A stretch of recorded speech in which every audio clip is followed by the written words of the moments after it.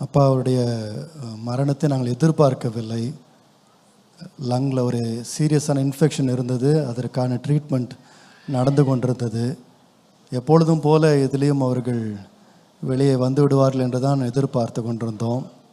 ஆனால் திடீரென்று அவர்களுடைய ஹெல்த் ஒரு சில மணி நேரங்களுக்குள்ளதாக முற்றிலுமாக பலவீனம் அடைந்தார்கள். ஆகவே 12:15 மணிக்கு அவர்கள் கர்த்தருக்குள் நித்திரை அடைந்தார்கள். நாங்கள் அவ்வளவு சீக்கிரமாக அப்படிப்பட்ட ஒரு முடிவு அவர்கள் வரும் என்று நான் நினைக்கவில்லை. ஆனால் கர்த்தர் தம்முடைய சித்தத்தின்படியே அவர் காரியங்களை செய்கிறவராக இருக்கிறார்.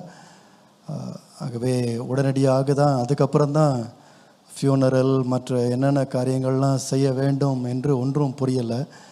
ஆனால் கர்த்தர் ஞானத்தையும் கிருபையும் கர்த்தர் கொடுத்தார்.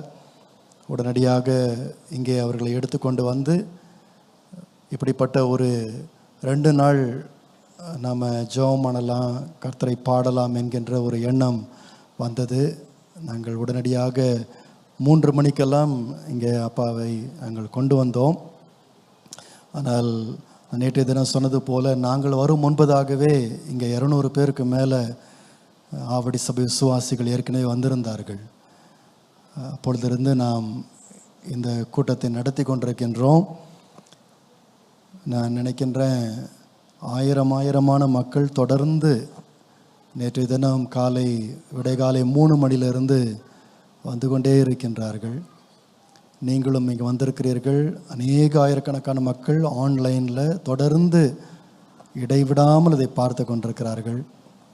நீங்கள் அப்பாவின் மேலே நீங்கள் வைத்திருக்கிற மதிப்பு, மரியாதை, அன்பு, பாசம் இவைகளுக்காக நாங்கள் உண்மையாகவே சபையின் சார்பாக, அம்மாவின் சார்பாக, பிள்ளைகளின் சார்பாக நாங்கள் நன்றி சொல்லிக்கொள்ள விரும்புகின்றோம். நீங்கள் காட்டுகின்ற அன்பிற்காக மிக்க நன்றி.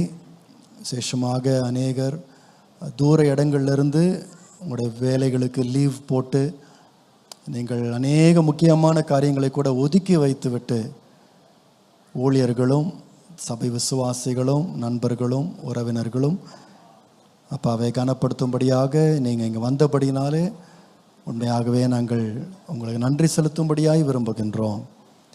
கர்த்தருடைய நாமம் மகிமைப்படுவதாக. கர்த்தர் இம்மட்டும் நடத்தினார், இனிமேலும் எங்களையும் ஊழியத்தையும் கர்த்தர் நிச்சயமாய் நடத்துவார் என்பதில் சந்தேகமே இல்லை. தொடர்ந்து எங்களுக்காகவும் விசேஷமாய் ஆவடி ஊழியத்திற்காகவும் நீங்கள் ஜெபித்துக்கொள்ளும். அண்ணனுக்காக ஜெபித்துக்கொள்ளுங்கள், ஜோயலுக்காக ஜெபித்துக்கொள்ளுங்கள். கர்த்தர் தாமே அவர்களை வழிநடத்துவாராக. கர்த்தர் பெரிய காரியங்களை கர்த்தர் செய்வாராக. அப்பாவனுடைய ஊழியத்தில் பல பகுதிகள் ஆண்டவர் நன்மையினால் நிறைத்திருந்தார்.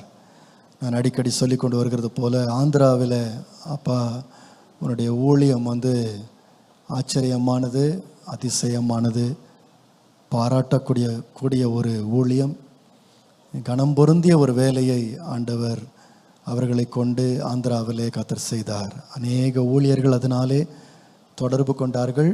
அநேக நல்ல ஊழியர்களை, நல்ல மக்களை கர்த்தர் கொடுத்தார். அதற்காக கர்த்தருக்கு ஸ்தோத்திரம். ஒரு வீடியோ நாங்கள் தயார் பண்ணியிருக்கின்றோம். அந்த வீடியோவை அவர்கள் போடுவார்கள். தயவுசெய்து நீங்கள் பார்க்கலாம்.